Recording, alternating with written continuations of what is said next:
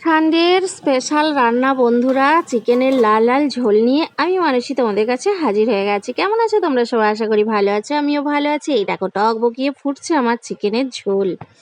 আর Sunday মানেই প্রত্যেকের বাড়িতেই কিছু না কিছু স্পেশাল রান্নাবান্না হচ্ছে। চলো আমি কি কি রান্না করেছি তোমাদের সঙ্গে শেয়ার করে নিই।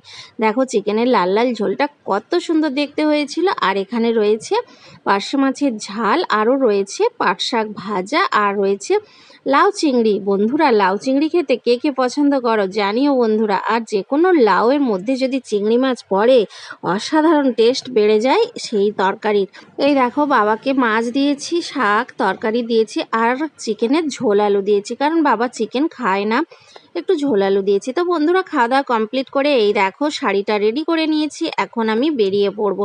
বুঝতেই তো পারো সানডে মানেই আমার ঘুরতে যাওয়ার জন্য মনটা একটু ছটপট ছটপট করতে থাকে।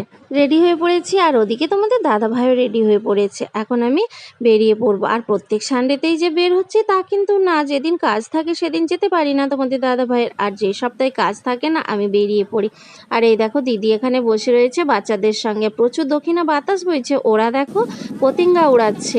আজকে আমি ওদের মিস করব, কারণ প্রতিদিনই ওদের সঙ্গে বসে সময় কাটায়, বেশ ভালো লাগে। ওই দেখো আমাকে টাটা দিয়ে দিচ্ছে, ওরাও আমাকে মিস করবে আজকে আমি জানি। কিন্তু এদিকে আবার তোমাদের দাদা ভাইয়ের সঙ্গে ঘুরতে যাওয়াটাও আমি মিস করতে চাই না, আমার খুব ভালো লাগে। তো সারা সপ্তাহ একটা দিনই তো দাদা ভাইয়ের সঙ্গে একটু ঘুরতে বের হওয়ার সুযোগ পাই, তাই না? তাছাড়া কাজ আর কাজ, এই নিয়েই তো সবাই ব্যস্ত থাকি। আমরা ঘরের কাজ, দাদা ভাইরা যে যার ব্যবসার কাজ নিয়ে ব্যস্ত থাকে। এই যে আমরা চলে এসেছি, আর গাড়িতে পেট্রোল ভরে নিল। আর আকাশে দেখতে পাচ্ছ বন্ধুরা রেনবো উঠেছে, কত সুন্দর লাগছে। গুড়ি গুড়ি বৃষ্টি পড়ছিল, ভাবলাম কি যেতে পারবো না বোধহয়, তারপর বৃষ্টিটা থেমে গেছে। এই দেখো আমরা এখন মাঠ ঘাট পেরিয়ে পেরিয়ে চলে যাচ্ছি একটু বেরু করতে। বন্ধুরা তোমরাও কিন্তু এরকম সানডেতে সময় পেলে একটু ঘুরতে বেরিয়ে পড়বে, তাহলে কি হয় মনটা একটু ভালোই লাগবে। দেখো সূর্য মামা পশ্চিম আকাশে ঢলে পড়েছে, কিন্তু চিকচিক চিকচিক করছে, কত সুন্দর লাগছে। দেখো যেহেতু গ্রামে থাকি বন্ধুরা, মাঠঘাট পেরিয়ে পেরিয়েই আমাদেরকে যেতে হচ্ছে, আর কত সুন্দর লাগছে দেখো। আর এখন আমি চলে এসেছি নদীর ধারে। তো নদীর ধারে ঘুরতে আসতে আমার বেশ ভালো লাগে। ঘাটটা দেখেছো কত সুন্দর। কোথায় এসেছি বলো তো? আমি আজকে এসেছি 58 গেট ঘুরতে। তো বেশ ভালো লাগে আমার এই জায়গায় ঘুরতে আসতে। তো এখন নামছি, চলো তোমাদেরকে একটু দেখিয়ে নেব।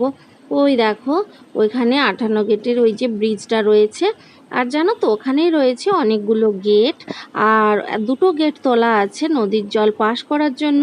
কিন্তু এখন অন্ধকার হয়ে গেছে, তো সেই জন্য খুব একটা ভালো করে বুঝাতে পারি না। আসলে গরমের জন্য খুব তাড়াতাড়িও বের হতে পারি না, সেই 5টা 5:30 বেজে যাচ্ছে ঘর থেকে বের হতে, যার জন্যই এখানে পৌঁছাতে অন্ধকার হয়ে যাচ্ছে।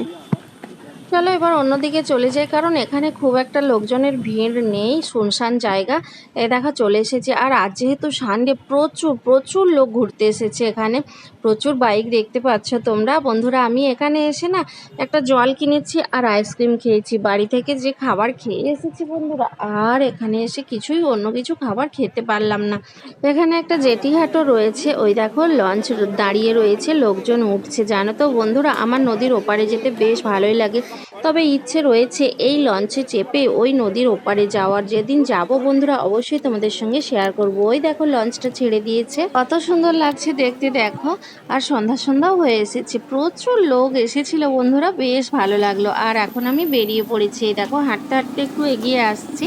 আর এখানে দেখো অনেক মাছের দোকান রয়েছে, জানো তো বন্ধুরা কত রকমের মাছ দেখো।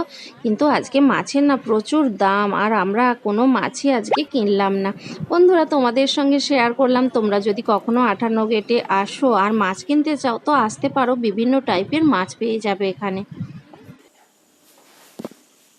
7:47 বাজে বন্ধুরা, এইমাত্র বাড়ি চলে আসলাম। আর কি কিনে এনেছি চলো তোমাদের সঙ্গে শেয়ার করে নিই। এই যে মোটা ঝুড়ি আর তেলে ভাজা কেনা হয়েছে, তোমাদের দাদাভাইকে বারণ করেছিলাম না কেনার জন্য, কিন্তু জোর করেই কিনেছে। আর এটা হচ্ছে আলুর বোম, আর ওই যে মোটা ঝুড়ি। ওবেলা মাংস খেয়েছি, আবার এবেলা তেলে ভাজা। আমরা সাধারণত এভাবে খাই না, জোর করে কিনেছে, কি আর করবো, খেয়ে নেব। বন্ধুরা ঘুরে চলে আসলাম, 58 গেট ঘুরতে গিয়েছিলাম। আর তেলে ভাজাটা এনেছি, এখন খাবো না কারণ পেটটা ভর্তি রয়েছে। দুপুরে মাংস দিয়ে ভাত খেয়েছি, এখনও খিদে হচ্ছে না। আর ভাতটা জানো তো খুব শক্ত হয়ে গেছিলো, আর আমি শক্ত ভাত খুব একটা খেতে পারি না। আমাদের ভাত নরম হয়, কিন্তু আজকে শক্ত হয়ে গেছে, সেই জন্য আমার খিদে হয়নি এখনো পর্যন্ত। ডিনারে হচ্ছে আলু সেদ্ধ, ডাল সেদ্ধ, আর এই যে তেলে ভাজা এনেছি, ওই দিয়েই খেয়ে নেব। চলো বন্ধুরা, আজকের ভিডিও এই পর্যন্ত। সবাই খুব ভালো থাকো, সুস্থ থাকো, দেখা হবে নতুন একটা দিনে নতুন একটা ভিডিওতে। টাটা, গুড নাইট সবাইকে।